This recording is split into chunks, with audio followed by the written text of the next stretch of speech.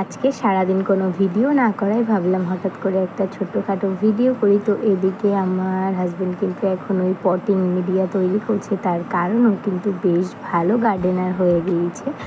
ওই বিদ্যুতের the Bong garden বলে একটা চ্যানেল আছে, তো সেখান থেকে ও কিন্তু ভিডিও দেখে বেশ সুন্দর সুন্দর গাছের যত্ন করে। আর এই যে এই 3টে গাছ কিন্তু নতুন এসছে, আর এখানে কিন্তু ও ওই মাটিগুলোকে তৈরি করছে। আর মাটিগুলোতে ঠিক কী কী দেওয়া আছে তার নাম কিন্তু আমার জানা নেই, সেগুলো কিন্তু ওই ভালো করে বলতে পারবে। আর এর আগের দিন ডিমের কিছু খোসা এনেছিল, সেগুলোকে ভালো করে ধুয়ে তারপর শুকিয়ে ভালো করে হাতের সাহায্যে গুঁড়ো করে গাছে দিচ্ছি। আর দুঃখের বিষয় হলো এইদিকে কিন্তু আমার গাছে এবার একটাই লেবু ফুটেছে। আর এই যে চারাগুলোকে তোমরা দেখছো, এই চারাগুলো কিন্তু গৌতমই বানিয়েছে। যেই গৌতম গাছের কোনো যত্নই জানতো না, সে কিন্তু এখন নিজেই ডাল থেকে চারা তৈরি করতে শিখে গেছে। মানে বুঝতে পারছো ঠিক কতটা আপগ্রেড করেছে নিজেকে। আরও গাছ ভীষণ ভালোবাসে এবং গাছের যত্ন করতেও কিন্তু ভীষণ ভালোবাসে। আমি ভিডিওটা যখন এডিট করছি ও তখনও কিন্তু গাছের যত্নই করছে। এরপর ওই গাছগুলোতে কী কী খাবার প্রয়োজন সেই সমস্ত কিছু দিচ্ছিল। আর আমার শরীরটা ভীষণ খারাপ। আমি ওই 12টা-1টার সময় ঘুম থেকে উঠলাম, যেহেতু কালকে রাতে ঘুমের ওষুধ খেয়েছিলাম, সেই কারণে কিন্তু ঘুম আমার কিছুতেই ভাঙছিল না। আর চোখ মুখ ফোলা, তোমরা তো দেখে বুঝতেই পারছো, গলা শুনেও আশা করে বুঝতে পারছো শরীরটা খারাপ। এদিকে ভিভান ওই ফুল পাতা এই সমস্ত কিছু ছিটছিল।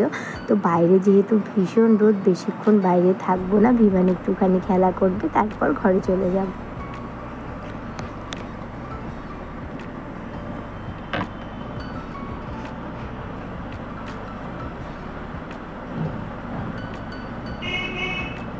এরপর ঘরে এসে দেখি যে খাবারটা দিয়ে গিয়েছে। তার কারণ আজকে যেহেতু আমার শরীরটা খারাপ ছিল, ওই যে বললাম 12টা-1টার সময় ঘুম থেকে উঠলাম, সেই কারণে কোনো রান্নাবান্না করতে পারিনি। আর তাই গৌতম শাগনিক থেকে খাবার অর্ডার করেছিল, আর সেখানকার খাবার কিন্তু ভীষণ ভালো। এদিকে আমার ওয়ারড্রপে জামা রাখার জায়গা নেই, আবার কোথাও গেলে জামা কী পরবো সেটাই ঠিক করতে পারি না। মানে তখন আমার জামা থাকে না, আর যখন আমি ওয়ারড্রপের জামা রাখি তখন আমার জামা রাখার জায়গা থাকে না। এই হচ্ছে আমার প্রবলেম। তো কালকে গিয়েছিলাম এম বাজার, তো সেখানে গিয়ে বেশ কিছু জামা ট্রায়াল করেছিলাম, আর সেখান থেকে কিন্তু 2টো জামা নিয়েছিলাম। এই শার্টটা আমার খুব একটা ভালো লাগেনি, গৌতমেরও খুব একটা ভালো লাগেনি, তাই এটা নিইনি। এরপর এইটাকে একটু ভালো লেগেছিলো, তবে এটা একটুখানি ডিফেক্ট ছিল, যেটা হাতের কাছে কিন্তু ছেঁড়া ছিল, ভিডিওতে দেখা যাচ্ছে না।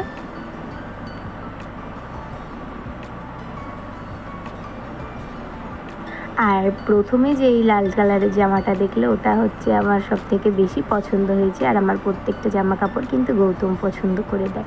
আর এই টপটাও কিন্তু গৌতমই পছন্দ করে দিয়েছে।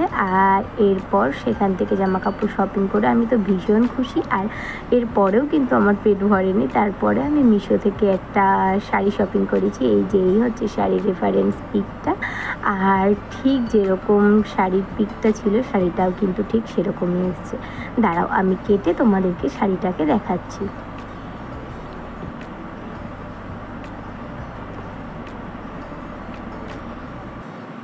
কোন দিক থেকে কাটবো এটাই বুঝতে পারছিলাম না, তার কারণ শাড়ি আর প্যাকেজিং পুরো একই, তাই ওই মিডিল থেকে একটুখানি কেটে শাড়িটার প্যাকেটটাকে কিন্তু পুরোটা ছিঁড়ে দিলাম। আর বিশ্বাস করো, শাড়িটা ভীষণ নরম, একদম খাদি কটনের। আর কালারটাও কিন্তু ভীষণ সুন্দর, সামনে থেকে দেখতে কিন্তু আরও সুন্দর। আমার কাছে এরকম কোনো শাড়ি ছিল না, তাই খুব শখ ছিল এরকম মাল্টি কালারের একটা শাড়ি নেব, যেটা পরলে ভীষণ আরাম লাগবে এবং পরলে বোঝাই যাবে না যে শাড়ি পরেছি, খাদি কটনের। আর এই শাড়িটাও কিন্তু ঠিক আমার মনের মতনই হয়েছে। তো এই ছিল আমার আজকের ভিডিও। কেমন লাগলো তোমাদের জানিও। আর এই শাড়িটা পরে অবশ্যই আমি তোমাদেরকে ভিডিও এবং এর রিভিউটা দিব। আর শাড়িটা কিন্তু ভীষণ সুন্দর, লিংক লাগলে কমেন্ট করো। আর আজকের জন্য এতটুকুই, বাই।